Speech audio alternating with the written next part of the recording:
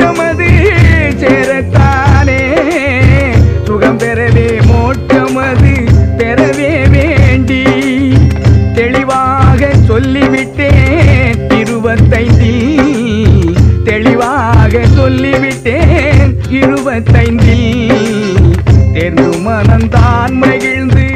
வாழச் சொல்லி தேர்ந்து மனந்தான் மகிழ்ந்து வாழச் சொல்லி வழி திறந்து விட்ட